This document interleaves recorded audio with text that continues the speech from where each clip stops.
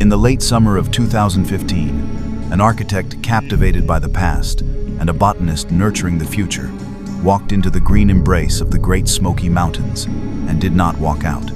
Dr. Samuel Monroe and his pregnant wife, Amara, vanished from their campsite in Greenbrier Cove, leaving behind a perfectly tidy tent and a mystery that the wilderness would hold close for a decade. The initial, frantic search yielded only a single, misleading clue: a torn piece of fabric near a ravine, which allowed officials to write a tidy and tragic story of a hiking accident, a fall, a violent storm. For 10 years, that was the accepted truth. A cautionary tale that offered the cold comfort of a plausible end, leaving a sister to grieve a story she could never fully believe. The mountains, having offered their false clue, fell silent. Then, in August of 2025, 10 years to the month after the Monroes were swallowed by the forest, a hiker ventured off the trail and found an object that had no business being there. A heavy, antique cast-iron skillet, wedged in the stone heart of a dry creek bed, became the unlikely key to unlocking the decade-old mystery. Its discovery would launch a new investigation, one that would follow the ghost of a long-past flood and decipher a chemical story baked into the skillet's very surface. It was a clue that would prove the official story was a fiction, and that the true, terrible end for Samuel and Amara Monroe was not a tragedy of nature, but a crime of human greed, born from a secret buried deep in the park's forgotten history. Before I begin, thank you for watching.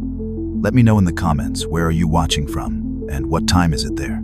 It really means a lot to know you're here with us. Now, let me tell you what really happened.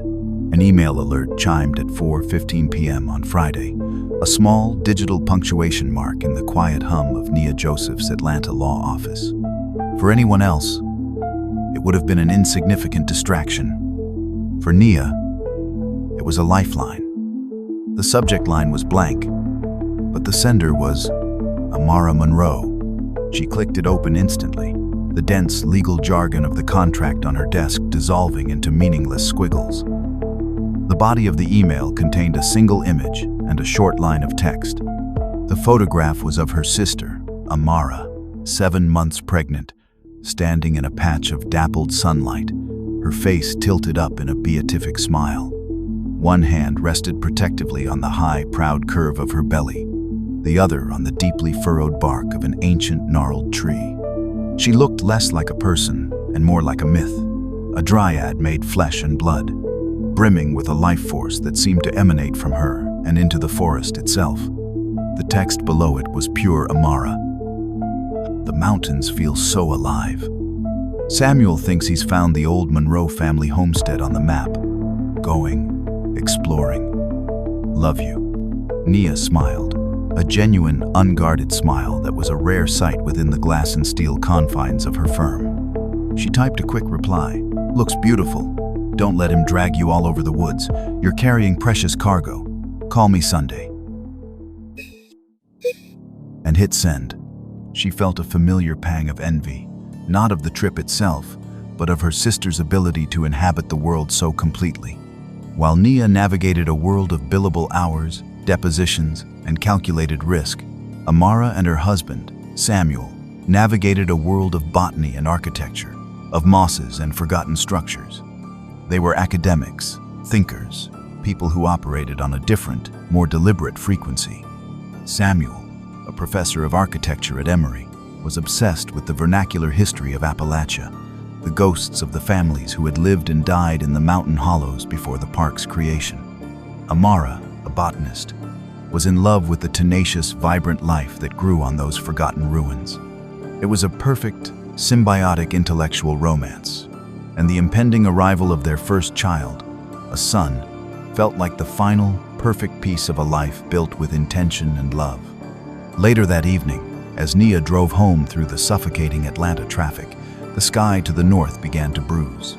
A dark, angry line of clouds was massing on the horizon, a distant threat that she registered with a city dweller's indifference. It wasn't until she was home, watching the local news, that she saw the weather map.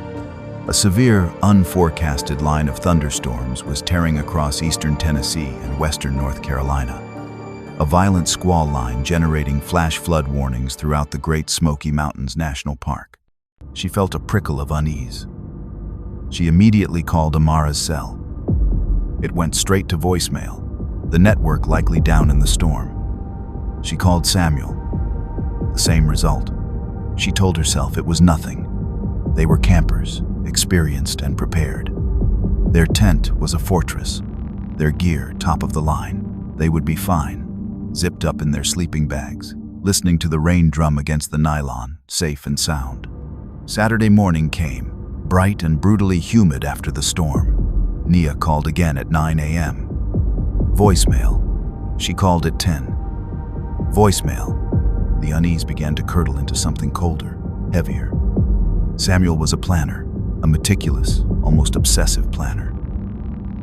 He was the kind of man who laminated his maps and carried a backup compass.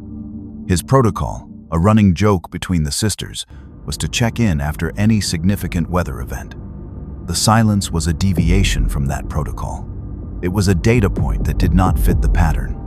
By noon, Nia's lawyerly mind was constructing a frantic, internal brief of worst-case scenarios: a fallen tree on the tent, a washed-out trail, an injury. She tried to work, to distract herself with the comforting logic of legal documents, but the words on the page were a blur. Every tick of the clock was a hammer blow against her carefully constructed calm. She knew they were camped in Greenbrier Cove, a less trafficked but beautiful area on the Tennessee side of the park. They were due to hike out Sunday morning. She told herself to wait. Wait until their scheduled check-in time. Don't be the frantic, overbearing little sister. But the image of Amara, pregnant and smiling, was burned into her mind. She was carrying precious cargo. By 2 p.m. on Saturday, the waiting had become a form of torture. The silence was no longer just an absence of a call. It felt like an active, malevolent presence. She could feel it, a cold dread seeping through the phone lines from those ancient, indifferent mountains. She pulled up the park's main number on her phone. Her hand was shaking. "This is an overreaction," a part of her brain insisted. "They're fine. You're going to look like a fool," but the deeper, more primal part of her, the part that was tethered to her sister by a bond that defied logic, knew something was wrong. She pressed the call button, and as the phone began to ring, she knew that the life she had known just 24 hours ago was already a memory. The call from Nia Joseph landed in the Great Smoky Mountains National Park dispatch like a lit match on dry tinder. A missing couple was one thing. A missing pregnant woman elevated the response to the highest possible priority. By 4 p.m. on Saturday, Lead Ranger Frank Thompson, a man whose quiet demeanor belied a near-legendary knowledge of the park's treacherous backcountry, was establishing an incident command post in a cleared-out section of the Greenbrier picnic area. The idyllic Saturday afternoon scene of families and tourists was quickly replaced by the grimly efficient ballet of a major search and rescue operation. Thompson, his face weathered into a permanent mask of calm authority, stood before a large topographical map of Greenbrier Cove tacked to a portable board. The area was a searcher's nightmare. It was a dendritic watershed, a complex branching of creeks and steep-sided ridges covered in a near-impenetrable tangle of rhododendron and mountain laurel. The main trails were clear, but the Monroes, according to the sister, were interested in off-trail historical sites. That meant they could be anywhere within a 20-square-mile area of some of the most unforgiving terrain in the eastern United States. Their vehicle is confirmed at the Ramsey Cascades trailhead. Thompson briefed his team leaders, his voice a low, steady baritone. Dr. Samuel and Amara Monroe. She's 7 months pregnant. Their campsite should be near the Porters Creek trailhead, about 3 miles from their vehicle. The sister, Nia Joseph, is en route from Atlanta. Let's find these people. The first task was to locate the campsite. A 4-person team was dispatched up the Porters Creek Trail. 2 hours later, their call came over the radio. "Command, this is Ground Team 1. We have located the campsite. It's pristine." The word hung in the air at the command post. A pristine campsite was not what you expected to find. The team leader elaborated. A high-end, 4-season tent was perfectly pitched. Inside, 2 sleeping bags were neatly rolled up. A copy of a book on Appalachian botany lay open on one of the sleeping bags, a wildflower pressed between its pages. 2 camp chairs were positioned facing a cold, neatly constructed fire pit. A small camp stove and a cooler with food were tidily arranged. It was the campsite of people who intended to return at any moment. Thompson felt a knot tighten in his gut. This wasn't the scene of a sudden departure, like a medical emergency or an animal encounter. This was a place people had left willingly for what they clearly believed would be a short excursion. But the inventory of the site revealed a critical clue. A few key items were missing. A day pack they used for short hikes, Samuel's camera bag, Amara's specialized botany kit, a canvas satchel containing her research tools, and, most strangely, a heavy, 12-inch cast-iron skillet that Samuel's sister later confirmed he always brought camping, a cherished family heirloom. Why, Thompson wondered, would a man take a 10-pound skillet on a short exploratory hike? It made no sense. The search expanded, a methodical and increasingly desperate grid sweep of the surrounding area. The torrential storm from Friday night had wiped the forest floor clean, leaving no tracks to follow. The ground was a sodden sponge, and the creeks were still running high and fast. For 2 days, teams of rangers and volunteers from across the state pushed through the dense, wet undergrowth, their brightly colored jackets vanishing into the overwhelming green. Their calls of Samuel, Amara, were swallowed by the foliage, the sound deadened by the sheer mass of living things. A helicopter chopped at the air overhead, its crew scanning the canopy for any sign of color, any break in the pattern, but the forest guarded its secrets jealously. Nia Joseph arrived late Saturday night and became a quiet, stoic presence at the command post. She answered every question with a lawyer's precision, providing photos, dental records, and detailed descriptions of their gear. She listened to the radio chatter, her face impassive, but her eyes revealed the storm of terror within. She walked with Thompson to the campsite, a pilgrimage to the last place her sister had been safe. She stood before the empty tent, a silent monument to her missing family, and touched the cover of the book Amara had been reading, a small, intimate gesture of connection in a world that had suddenly become vast and hostile. As the search entered its 3rd day, the optimism began to drain away, replaced by a grim, dogged professionalism. The teams were no longer expecting to find 2 lost hikers waiting for rescue. They were now searching for a scene, a sign of what had gone wrong. The vastness of the wilderness, which had seemed so beautiful and inviting in Amara's photograph, now felt monstrous and malevolent. It was a living entity that had ingested 2 people and a future, leaving behind only the chilling, inexplicable silence of their empty, waiting campsite. On the afternoon of the 3rd day, a search team working a dangerously steep section of terrain along the upper reaches of the Porters Creek watershed radioed in a find. The area was a chaotic jumble of slick, moss-covered boulders and blowdowns, a place no sane hiker would choose to be. But it was on the direct line between the campsite and some of the more remote historical ruins marked on Samuel's maps. A volunteer, a young man with a climber's sharp eyes, had spotted a flash of color snagged on the splintered end of a fallen log near the edge of a precipitous embankment. "Command, this is Grid 11 Bravo," the radio crackled. "We found a piece of fabric. Looks like a scarf, purple and gold." At the command post, Nia Joseph, who was listening to a live feed of the radio traffic, went rigid. Her voice was a choked whisper. "That's hers. An LSU scarf. She never went anywhere without it." The discovery electrified the search, but it was a grim, dark current. Ranger Thompson immediately dispatched a technical rescue team to the location. The embankment was a near vertical drop of over 80 feet into a rocky, fast-moving creek bed. The scarf was found less than 10 feet from the edge. It was torn, as if it had been ripped from Amara's neck by force. The location, combined with the timing of the disappearance, began to coalesce into a powerful, tragic, and terrifyingly logical narrative. Thompson, his face etched with a weary sadness, sat down with Nia in the quiet of the command tent.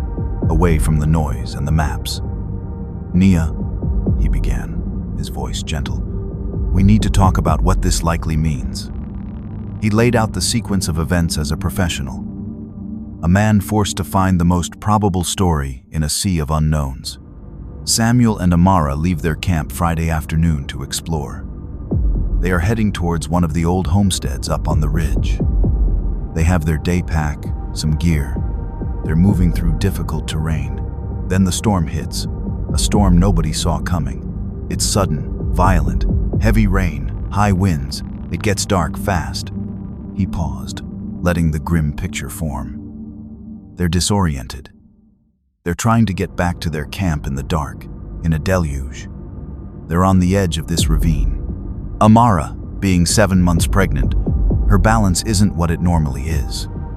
She slips. Maybe Samuel tries to grab her. Maybe they fall together. It would have been instantaneous. A fall from that height, into those rocks. He didn't need to finish the sentence. The creek below was a raging torrent Friday night. The flash flood would have carried them downstream, separating them, scattering their gear.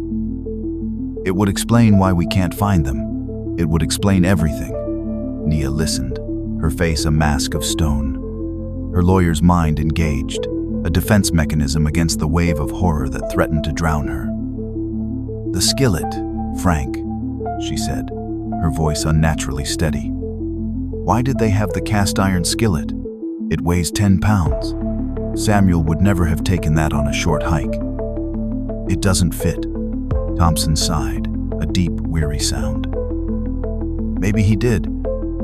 Maybe he was planning to cook over a small fire near the ruin, show Amara something special. Maybe it was a whim. People do inexplicable things, Nia. When you have a single piece of hard evidence like that scarf, in a place like that, you have to follow it. It's the most logical explanation. It's a tragic, horrible accident. The lost and perished theory became the official conclusion. The search shifted from rescue to recovery, focusing on the miles of creek bed downstream from the ravine. But the landscape, ravaged by the flood, yielded nothing more. No bodies, no gear, nothing. After another week, the large-scale operation was called off. The volunteers went home, the media left, and the park returned to its quiet rhythms. The final report, filed by Ranger Thompson, would conclude that Dr. Samuel and Amara Monroe were the tragic victims of an accidental fall during a severe weather event. Their bodies were presumed lost to the wilderness. For the world, it was an ending, a sad story with a clear, understandable, if brutal, explanation. But for Nia Joseph, it was a lie. It was a story that ignored the inconsistencies, a narrative of convenience that allowed the world to close the book on her sister. The image of Samuel, the meticulous planner, inexplicably carrying a 10-pound skillet on a hike that would lead to his death, became an obsession. It was the one detail that didn't fit, the loose thread in the official story. As she drove away from the mountains, back to her empty life in Atlanta, she knew that while the official search had ended, hers was just beginning. 10 years. A decade is long enough for a city skyline to change, for new laws to be written and old ones to be forgotten, for entire industries to rise and fall. For Nia Joseph, it was the length of a single, held breath. On the surface, her life was a testament to resilience. She had made partner at her firm, her name now part of the polished brass plaque in the lobby.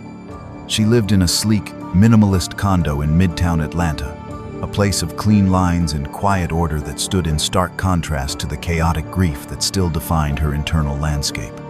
She was respected, successful, and to the outside world, she was a woman who had survived an unspeakable tragedy with grace and strength.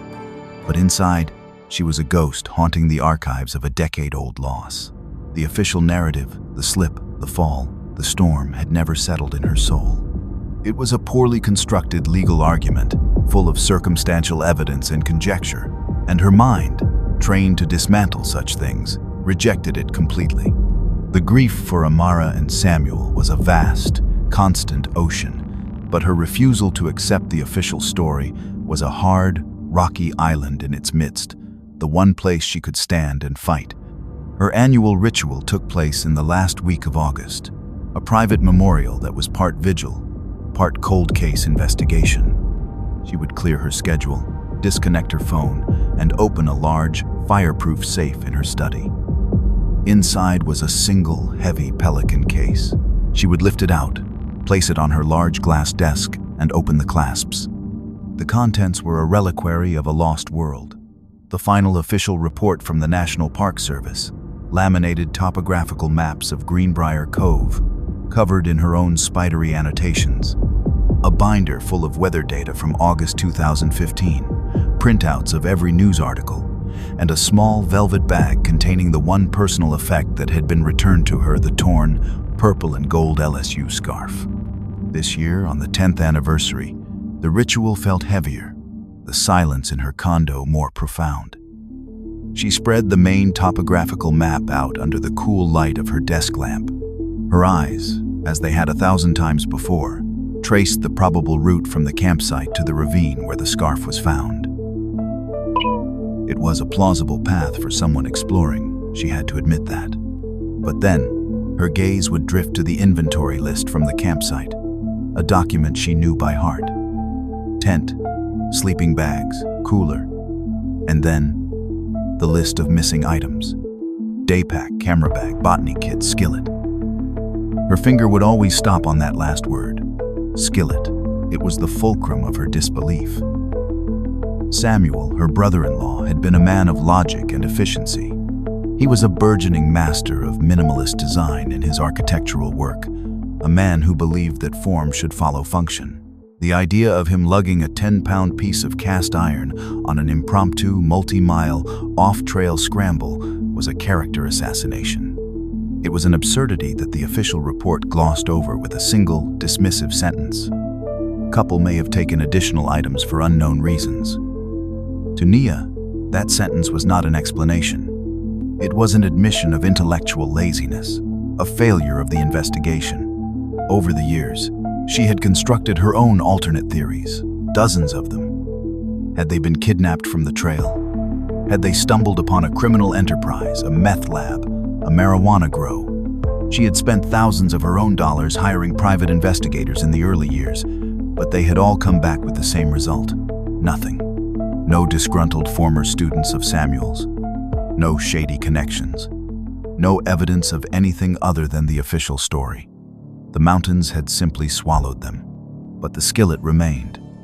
It was the grit in the gears of the official narrative. It was the question that had no answer. In her darkest moments, she imagined it as a weapon, a clue, a marker. She imagined it lying somewhere deep in the forest, waiting. It was an irrational, almost mystical belief, the last stand of a grieving sister against the crushing weight of a decade of cold, hard, and to her, unacceptable facts. The world had moved on. The case of the missing Monroe couple was a ghost story, a footnote in the park's long history of tragedies. But for Nia, the case was not cold. It was alive, a living, breathing presence in her life. She was a lawyer, and she knew that even after 10 years, a single piece of new evidence could change everything. And so she waited, the keeper of a single illogical hope, a belief in a cast-iron skillet, lost somewhere in the vast, silent green of the Smoky Mountains. Finn O'Connell considered himself a treasure hunter, albeit a modern one. He was a geocacher, part of a global community that used multi-billion-dollar satellite systems to find Tupperware containers hidden in the woods. At 22, he was spending the summer after his college graduation on a solo pilgrimage, hiking sections of the Appalachian Trail and caching his way through the eastern United States. On this sweltering Tuesday in late August of 2025, he had decided to go after a particularly difficult prize, a geocache rated a 5.5 for terrain difficulty, hidden somewhere in the rugged backcountry of the Greenbrier region of the Great Smoky Mountains National Park. The cache notes were cryptic, promising a challenging bushwhack and a rewarding find. After 2 hours of hiking on the main trail, Finn turned off, following the GPS coordinates on his phone deep into the wilderness. The terrain quickly became a brutal vertical scramble. He pushed through claustrophobic thickets of rhododendron, his arms and face collecting a lattice of scratches, and scrambled up a steep, rocky creek bed that was little more than a trickle in the late summer heat. He was sweating, his lungs burning, but he was exhilarated. This was what he loved, going where others didn't. The feeling of being the first person to stand in a particular spot in years, maybe ever. He paused to check his phone, wiping sweat from the screen. The GPS showed he was only about 200 feet from his destination.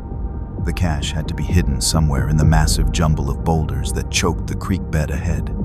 He started moving again, his eyes scanning every nook and cranny, every potential hiding spot.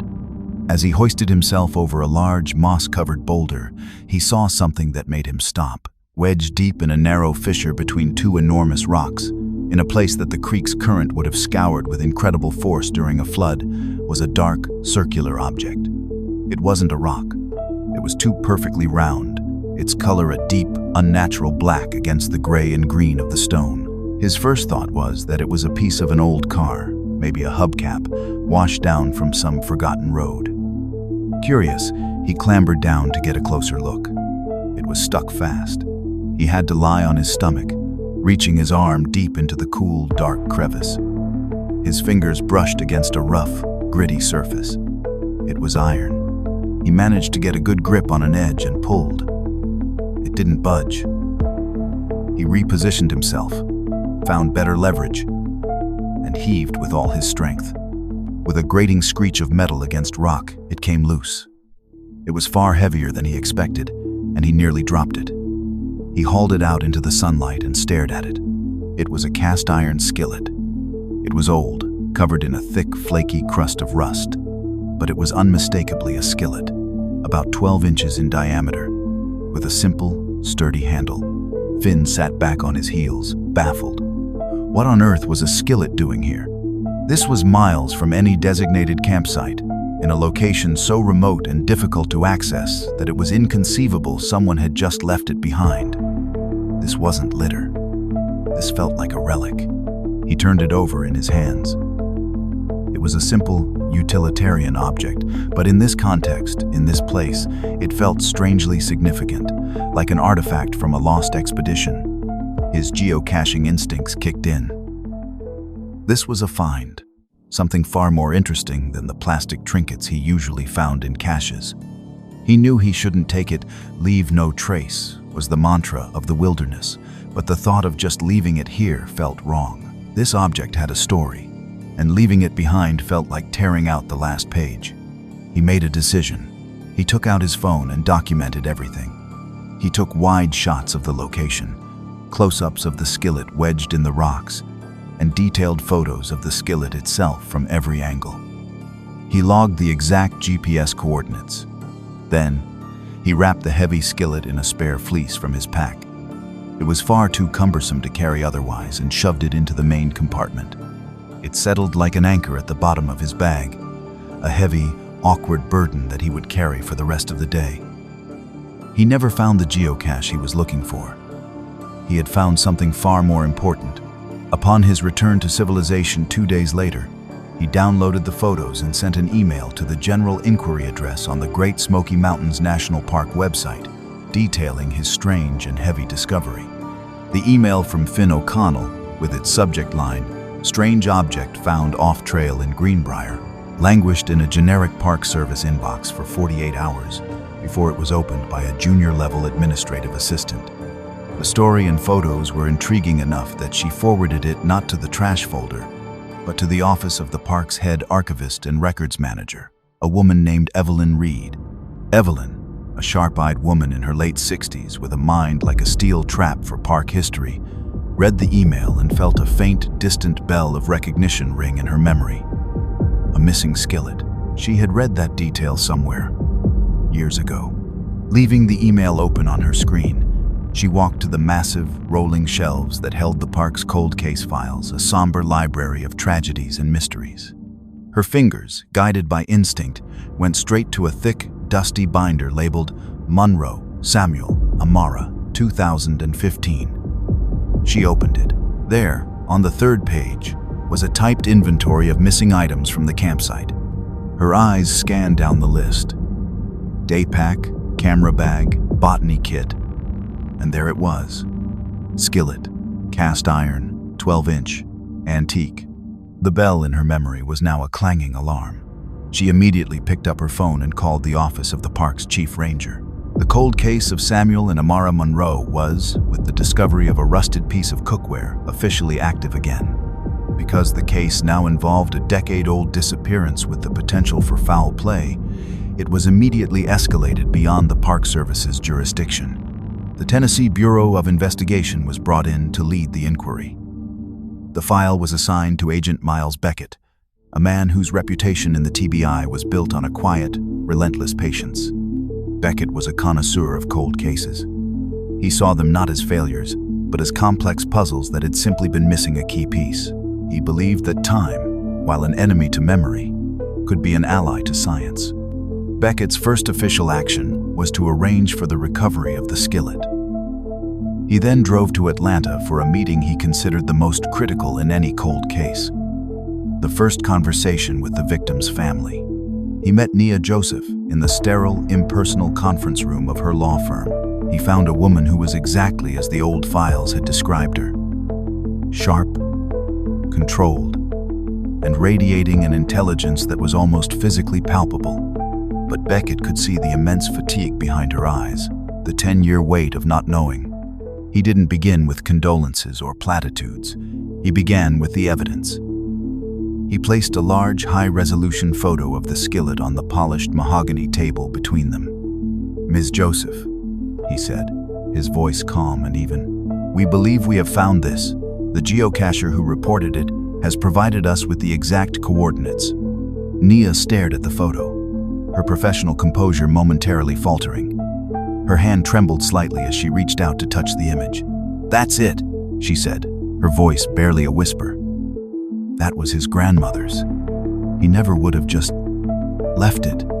"I agree," Beckett said, and in that simple statement, he undid a decade of official dismissal. Nia looked up, her eyes meeting his. For the first time, she was speaking to someone in law enforcement who wasn't trying to manage her expectations or reiterate the old, tired theory. "The official report from 2015 concludes that your sister and her husband were victims of an accidental fall," Beckett continued, his tone clinical but not unkind. "As of today, that report is irrelevant. We are treating this as an open investigation, starting from scratch. We have no theory. We have only this." He tapped the photo of the skillet. "My only job is to make it talk. I can't promise you answers, Ms. Joseph, but I can promise you a thorough investigation. I will follow the evidence, wherever it leads." Nia leaned back in her chair, a decade of tension seeming to drain from her shoulders, replaced by a new, unfamiliar feeling. It wasn't hope, not yet. It was something far more fragile, but also far more powerful. Validation. Her obsession with the skillet, the detail that everyone had dismissed as the irrational fixation of a grieving sister, was now the centerpiece of a TBI investigation. She had been right. It mattered. "What do you need from me, Agent Beckett?" she asked, her voice clear and strong now, the lawyer in her re-emerging. "For now," Beckett said, gathering his files, "just your patience. Science takes time." As he drove away from the towering glass building, his mind was already turning over the possibilities. The skillet was more than a piece of camping gear. It was a geological marker, a forensic treasure chest, and a silent witness. The 10-year silence was over. The conversation was just beginning. Agent Beckett knew from experience that the most valuable information often came not from a case's most dramatic piece of evidence, but from its most mundane context. Before the skillet was subjected to a microscopic forensic analysis, he wanted to understand its journey. How did a 10-pound anchor of cast iron travel miles from the Monroe's last known area to the creek bed where Finn O'Connell found it? The question was not just a matter of curiosity. It was a fundamental investigative problem. If he could map the skillet's path, he might be able to find its starting point. he submitted a formal request to the National Park Service for a full hydrological and geological survey of the watershed. The task fell to Dr. Alani Chen, a brilliant young hydrologist who used cutting-edge technology to read the stories that water writes on a landscape. Dr. Chen was not a detective, but she was a master at reconstructing past events from the subtle clues left behind in sediment, rock placement, and erosion patterns. Her lab was a high-tech fusion of geology and data science. Instead of rock hammers, her primary tools were high-powered computer workstations and vast datasets. She began by inputting the exact GPS coordinates of the skillet's discovery location into a sophisticated 3D terrain model of the park, one generated by LiDAR, light detection, and ranging. This gave her a hyper-accurate, to-the-centimeter model of the entire creek bed and the surrounding ridges. The skillet was found here, she explained to Beckett, pointing to a spot on the three-dimensional map on her screen. In a section of the creek with a high bedrock concentration and a significant gradient drop. It's a natural choke point. During a high-flow water event, any heavy tumbling debris would likely get deposited or wedged in a location just like this. The next step was to find that high-flow event. Dr. Chen began a painstaking review of a decade's worth of meteorological and stream flow data for that specific, remote watershed. She cross-referenced NOAA weather archives, Park Service rain gauge data, and USGS streamflow sensor readings. She was looking for a storm, a flood, an event violent enough to dislodge a 10-pound iron object and carry it on a chaotic journey downstream. For a week, the data yielded nothing out of the ordinary. There were the usual spring thaws and summer thunderstorms, but nothing that would produce the kind of force she was looking for. Beckett began to worry that the skillet had been moved by a person, not by nature, a possibility that would render its location meaningless. But on the 8th day of her analysis, Dr. Chen found it. It was not a storm from 2015. The event had occurred in the spring of 2018, 3 full years after the Monroes had disappeared. "Here it is," she said, her voice electric with discovery. She showed Beckett the charts. A massive, slow-moving storm system had stalled over the high peaks of the Smokies, unleashing what meteorologists called a training thunderstorm, a series of intense storms passing over the same area in rapid succession. The deluge had dropped nearly 9 inches of rain in less than 6 hours. The park's records from that time were filled with reports of the aftermath, trails obliterated, footbridges ripped from their moorings, and evidence of catastrophic flash floods in normally placid streams. Dr. Chen ran a simulation, feeding the rainfall data into her LiDAR terrain model. The computer began to map the probable path of the floodwaters. A raging virtual torrent tore through the digital version of the hollow, its power concentrated in the main creek channel. The simulation showed that the force of this 100-year flood event was more than sufficient to move an object of the skillet's size and weight. The floodwaters would have ripped it from its original resting place, tumbled it for several miles along the creek bed with rocks and logs, until, as the waters receded, it was violently wedged into the bedrock fissure, where Finn O'Connell would find it 7 years later. This was the first major pivot in the new investigation. It was a forensic bombshell, delivered not by a microscope, but by a map. The discovery location of the skillet was not the end of the trail. It was the beginning of a new one. The skillet could not have been at the original campsite. Dr. Chen concluded, her finger tracing a path on the screen. If it had been, the flood would have washed it into a different drainage basin entirely. Based on the fluid dynamics, for it to have ended up where it was found, its starting point in 2018 had to be somewhere within this specific, narrow, upstream section of the watershed. She highlighted a rugged, half-mile stretch of the hollow on the map, a wild, inaccessible area that had been on the outermost periphery of the original search grid in 2015. Agent Beckett stared at the highlighted section. The case had just shrunk from a 20-square-mile mystery to a half-mile line on a map. The skillet had acted as a drift marker, a silent messenger delivered by a cataclysmic weather event. He now knew where to look. The next step was to figure out what he was looking for, and the answer to that, he hoped, was baked into the iron itself. The cast iron skillet sat on a sterile stainless steel table in the center of a TBI evidence examination room, looking like a crude relic from a bygone era. To Agent Beckett, it was the most important object in the world. He had its journey. Now, he needed its story. The task of extracting that story fell to Dr. Elias Vance, the head of the TBI's Trace Evidence Unit. Vance was a quiet, meticulous man who viewed his work as a form of molecular archaeology. He believed that every object accumulates a silent, invisible history, and he had the tools to make it speak. The initial analysis was straightforward.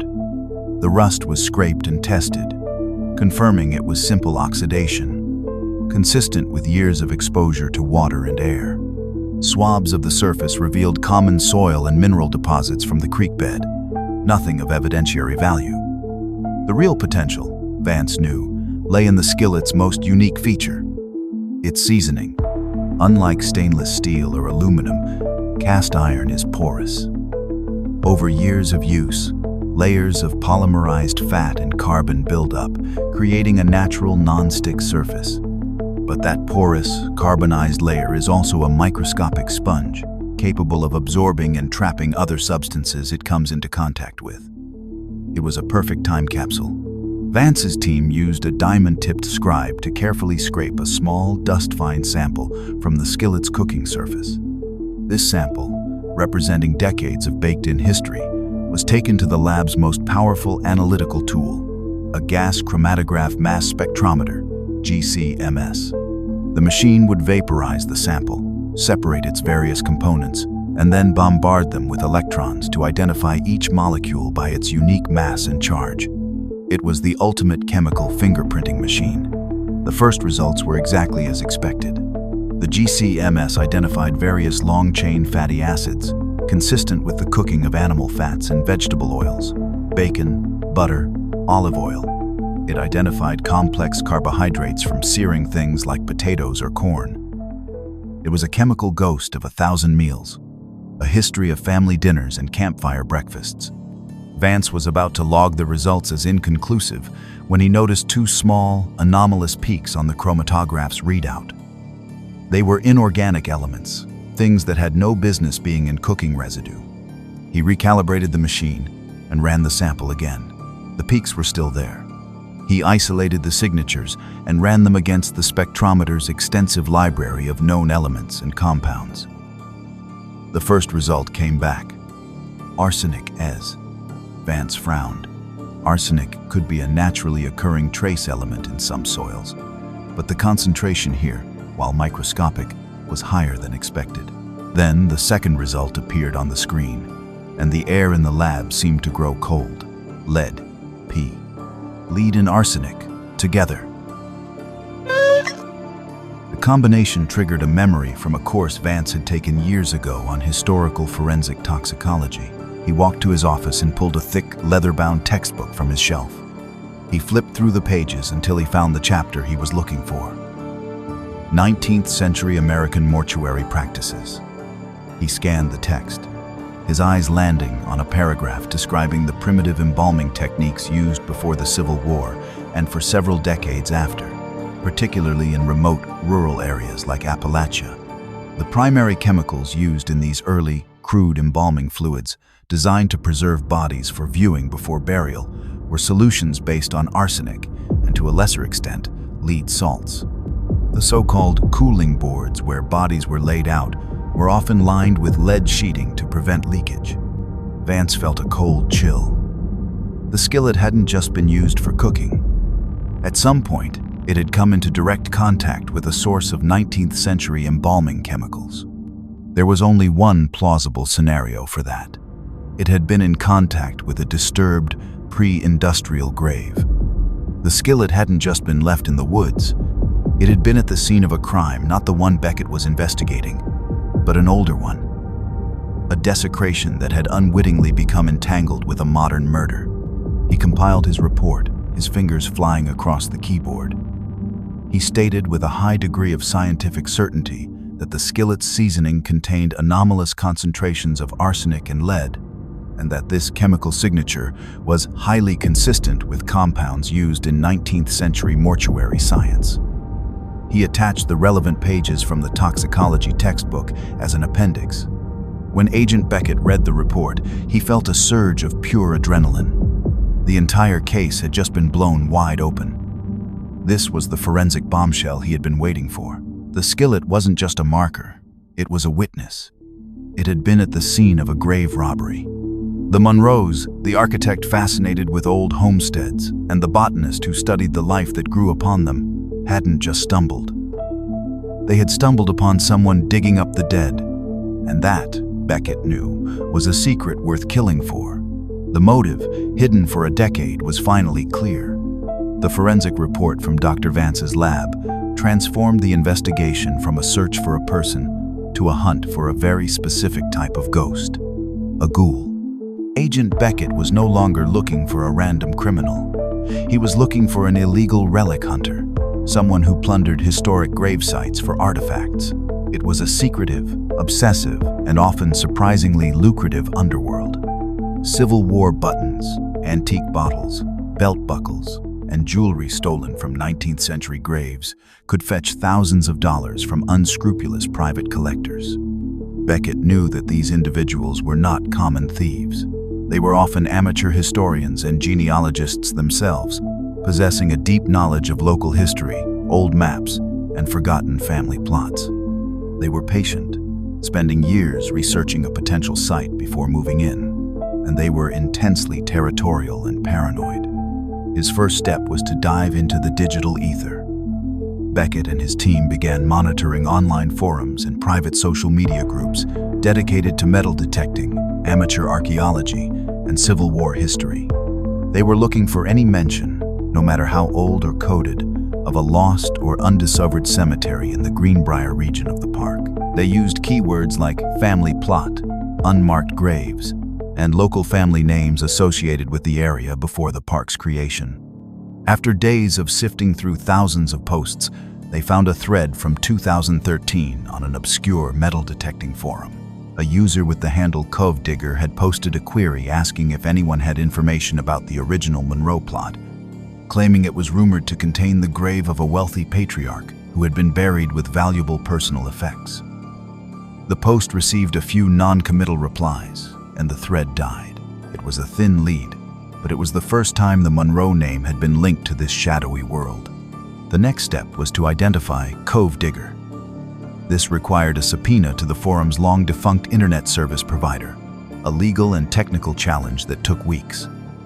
But Beckett was patient. The result finally came back. The IP address associated with the Cove Digger account was registered to a public library in a small town bordering the Great Smoky Mountains National Park. The user had been careful, but not careful enough. Beckett now had a geographical area. He tasked his team with a deep dive into all Park Service and local law enforcement records for that specific town. They were looking for a white male, likely between 50 and 70 years old now, with a history of trespassing, illegal entry into closed park areas, or possession of digging tools. The profile was specific. He wasn't looking for poachers or vandals. He was looking for someone with a demonstrated obsessive interest in the park's history. The search narrowed down to one man, Silas Blackwood. Blackwood, age 68, was a recluse who lived on a dilapidated property at the end of a long gravel road. His file was a patchwork of minor but telling infractions, a warning for using a metal detector in a protected archaeological zone in 2009, a citation for illegal digging near an old homestead in 2012, a report from a hiker in 2014 who claimed a man matching Blackwood's description had aggressively threatened him for getting too close to an area where he was researching. Blackwood had no significant criminal record, but he had a 20-year history of being a territorial, obsessive presence on the park's periphery. A background check revealed he was a retired stonemason who supplemented his meager pension by selling Appalachian antiques at regional flea markets and online items whose provenance was always conveniently vague. Beckett had his man. The profile fit perfectly. Silas Blackwood was the ghost. He was Cove Digger. He was the man with the knowledge, the motive, and the temperament to be in that hollow 10 years ago, digging up a grave. He was the man Samuel and Amara Monroe had the profound misfortune of encountering. Agent Beckett began assembling his case, preparing the search warrants for Blackwood's property. He knew he wouldn't find a signed confession sitting on the coffee table. The evidence would be buried, hidden away with the same obsessive secrecy that defined the man himself. He would be looking for 19th century artifacts, digging tools, and old maps, and he would be looking for the one thing that could directly tie Blackwood to the murders: Samuel Monroe's missing camera. The air in the TBI's Knoxville field office was thick with the weight of 10 years of silence, now on the verge of being broken. Agent Beckett stood before a large whiteboard covered in a spiderweb of photographs, maps, and connecting lines. He had called Nia Joseph and asked her to fly in. He owed her this. She had been the keeper of the case's flickering flame for a decade. She deserved to see the full picture before he made his move. Nia sat at the long conference table, her hands clasped before her, her posture radiating a lawyer's focused intensity. She had seen this kind of presentation 100 times in her own professional life. But being on this side of the table felt surreal. A waking dream. Nia, Beckett began, his tone formal but respectful. For 10 years, the story was that your sister and Samuel were victims of the wilderness. A fall, a storm, a tragic accident. Today, I'm going to present you with a new theory. It is not an accident. It is a homicide. He picked up a laser pointer, its red dot hovering over a photo of the cast iron skillet. It started here. This skillet was our compass. It led us to a new location and a new timeline. He walked her through the hydrology report, explaining how the 2018 flood had moved the skillet, pinpointing the upstream hollow where it must have lain for the first 3 years. Then he projected the images from Dr. Vance's forensic report onto the screen. The GCMS readout, the molecular diagrams of arsenic and lead.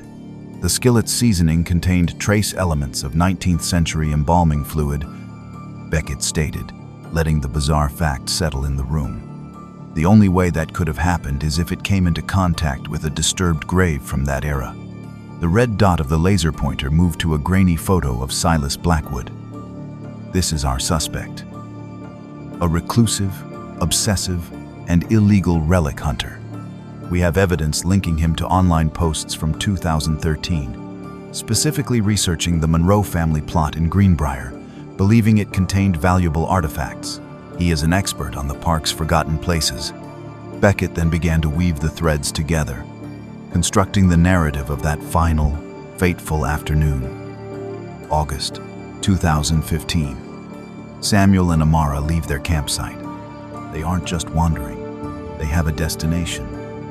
Samuel, the architect, wants to find the foundation of the old Monroe homestead. Amara, the botanist, is eager to study the unique flora that grows on old, undisturbed sites. They venture into the hollow that Dr. Chen's flood model identified.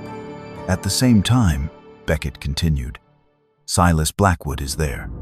After years of research, he has finally located the lost cemetery, and he is in the process of exhuming a grave. He is committing a felony. He is desecrating a gravesite. Then, Samuel and Amara walk out of the trees.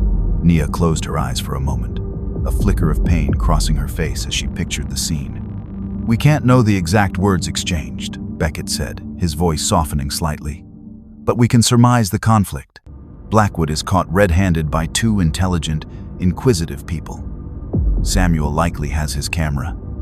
He may have taken a picture of the scene, of Blackwood himself, documenting what he saw. To Blackwood, that camera is a death sentence. It's evidence that will send him to prison and expose his secret world. He demands the camera. Samuel refuses. An argument ensues. It becomes physical. The laser dot moved back to the photo of the skillet. We don't know if the skillet was used as the primary weapon or if it was simply dropped during the struggle. But we believe an altercation took place right there, at the edge of the open grave. It was violent and it was final. Blackwood, in a fit of panicked rage to protect his secret, kills them both. He's now a double murderer, Beckett concluded, his voice low and grim. He has to hide the bodies. And what better place than a shallow grave just a few yards from the one he has already dug? He buries them, their gear including the skillet and the camera, and covers the site. He believes they will never be found. And for 10 years, he was right. The storm that night provided the perfect cover story. The torn scarf, the perfect red herring. He got away with it. Beckett turned off the projector, and the room was plunged back into the flat, fluorescent light. He looked at Nia. That is our theory of the crime. The next step is to execute a search warrant on Blackwood's property and, at the same time, send a forensic archaeology team back to that hollow to search for the graves. Nia was silent for a full minute, processing the horrific, detailed narrative. The story was a nightmare, but it was a story that made sense. It answered the questions. It explained the skillet. It accounted for the character of her sister and brother-in-law. It gave a face to the monster that had haunted her for a decade. When? She asked, her voice clear and cold as ice. Tomorrow at dawn, Beckett replied. The convoy that moved through the pre-dawn mist towards Greenbrier Cove was not the sprawling, hopeful cavalcade of the first search. It was a small, precise, and somber procession. 2 TBI evidence collection vans, Agent Beckett's unmarked sedan, and a university vehicle carrying a team of forensic archaeologists. Their mood was not one of rescue, but of grim resolution. They were not hoping to find survivors. They were expecting to unearth the dead. Their destination was the remote, upstream hollow identified by Dr. Chen's hydrological models. The hike-in was long and arduous, a silent, single-file line of professionals moving through the deep green woods. They carried not just backpacks, but specialized cases containing ground-penetrating radar units, forensic excavation tools, and body bags. When they finally arrived in the small, secluded basin, the place felt hallowed and profoundly still, the air cool and heavy under the dense canopy. Agent Beckett established a perimeter while the GPR team, led by a forensic archaeologist named Dr. Kenna Reed, began to set up their equipment. The contrast with the first search 10 years ago was stark. There were no shouts, no sweeping lines of volunteers.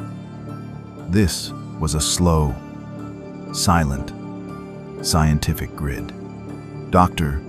Reed's team began pushing the GPR unit across the forest floor, their eyes glued to the laptop screen that displayed the secrets of the earth beneath them in a series of oscillating lines and colored bands. For hours, the work continued in near silence, broken only by the quiet beeping of the equipment and the rustle of the leaves. They scanned the area around a collapsed stone chimney, the last standing remnant of a 19th century homestead. They scanned the flatter ground near the creek bed. The GPR screen showed only the predictable, uniform layers of topsoil, clay, and bedrock. The tension was palpable. Beckett's entire, carefully constructed case rested on this moment. If the graves weren't here, his theory, however logical, would remain just a story. Nia Joseph had not been allowed to accompany the team. It was an active crime scene, but Beckett had promised to keep her informed. He stood by a large tulip poplar, his satellite phone in hand, a silent sentinel waiting for the signal that would confirm a decade of his own intuitions and a sister's unwavering belief. He watched Dr. Satellite. Reed's team worked with a detached admiration for their professionalism. They were scientists reading the faint grammar of disturbed soil, looking for the one sentence that would tell the tale. As midday approached, one of the technicians called out, his voice a sharp crack in the silence. "Dr. Reed, I've got an anomaly." The team converged on the spot, not 10 yards from the collapsed chimney. The GPR screen showed a clear disturbance about 6 feet down. The lines on the graph were chaotic, indicating a pit that had been dug and refilled. Within the chaos, the radar showed the faint, unmistakable outline of a decaying rectangular wooden structure. "That's a coffin," Dr. Reed said, her voice quiet with certainty. "A historical burial." This is Blackwood's site. The discovery confirmed half of Beckett's theory. Now they needed the other half. He directed the team to expand the grid search, moving out in concentric circles from the desecrated grave. He wouldn't have moved them far, Beckett reasoned aloud. He was in a panic. He needed to be fast. They scanned for another hour, and then the GPR technician called out again, his voice even tighter this time. Got another one, much shallower. About 20 feet north of the first. The soil density is wrong. And the shape, it's not a coffin. It's two shapes. Close together. A heavy, profound silence descended upon the hollow. Everyone knew what they had found. They were standing on the gravesite of Samuel and Amara Monroe. The second search was over. Dr. Reed looked at Beckett, her expression somber. It's time to get our tools. The excavation began with an almost religious reverence. The site was cordoned off with yellow tape, transforming the quiet forest hollow into a solemn, open-air laboratory. Dr. Kenna Reed and her team of forensic archaeologists traded the GPR unit for trowels, brushes, and dental picks. This was no longer a search. It was a careful deconstruction of a crime, an act of bearing witness. They started with the first anomaly, the 19th century grave. As they carefully scraped away the layers of earth, the story of Silas Blackwood's greed became clear. The top of a rotted pine coffin was exposed, its lid splintered and smashed. Inside, there were skeletal remains, but they were disturbed, jumbled. Personal items, buttons, a belt buckle, a small locket were gone, plundered from the dead. It was a scene of crude violation, confirming the motive Agent Beckett had theorized. Then, they turned their attention to the second, shallower grave. The work slowed, each movement deliberate and filled with a somber gravity. The air was still and heavy. About 3 feet down, a forensic technician's brush revealed the first sign. A piece of durable synthetic fabric, the material of a modern hiking boot. They continued to clear the soil with painstaking slowness. First, the remains of Samuel Monroe were uncovered. He was lying on his side, his skeletal arms curved as if holding something. As they cleared more earth, they understood what he was holding. Curled within the protective space of his embrace were the smaller, more delicate bones of his wife, Amara, and the even tinier, fragile bones of their unborn child. The sight was a silent, devastating testament to his final act. He had died trying to shield his family. Dr. Reed, a veteran of war zones and mass graves, had to pause and turn away for a moment, her professional composure shaken by the profound, heartbreaking intimacy of the scene. She knelt beside the remains and began her on-site examination. The primary trauma is to the male victim, she narrated, her voice recorded for the official record. She pointed to a large, crescent-shaped fracture on the side of Samuel's skull. It's a depressed fracture, caused by a significant blow from a heavy, curved object. The force was catastrophic. She produced a sterile 3D printed replica of the cast iron skillet from an evidence case. With a surgeon's precision, she held it next to the fracture. The curve of the skillet's edge was a perfect, chilling match to the wound in the bone. It was the murder weapon. The female victim shows no signs of direct blunt force trauma, Dr. Reed continued, her voice low. Her death, and that of the fetus, was likely the result of asphyxiation from the burial itself. Agent Beckett stood at the edge of the pit, a silent observer. He had seen the worst of humanity in his long career, but this scene struck a deeper, more sorrowful chord. This was not just a murder. It was the annihilation of a future, the theft of a family. He looked at the two skeletons, locked in their final, tragic embrace, and felt a cold, hard anger solidify in his chest. His theory was no longer a theory, it was a fully realized nightmare unearthed from the soil. The team worked for hours, carefully documenting every bone, every scrap of clothing, every detail of the grave. They recovered Samuel's wallet, Amara's simple wedding band, and then, from the compacted dirt at the bottom of the pit, a final, crucial piece of evidence. A small, mud-caked digital camera. Its plastic casing cracked, but its memory card slot still sealed. With the recovery complete, the remains of Samuel and Amara Monroe were gently placed into transport bags to be taken from the mountains that had held their secret for a decade. The desecrated grave had given up its dead. The truth, brutal and undeniable, was finally out in the open. The warrant was executed at 5:00 a.m., a synchronized operation of chilling efficiency. While one TBI team, led by Agent Beckett, breached the front door of Silas Blackwood's ramshackle house, another began a methodical search of the cluttered workshops and sheds on his property. Blackwood, a gaunt, wild-eyed man with a long gray beard, was taken completely by surprise. He offered no resistance, only a look of stunned, feral terror. The look of a creature whose hidden burrow had just been torn open to the sky. Beckett didn't start the interrogation with the murders. He sat across from Blackwood in a stark interview room and laid out a series of large, glossy photographs on the metal table. The first was a photo of the desecrated 19th century grave.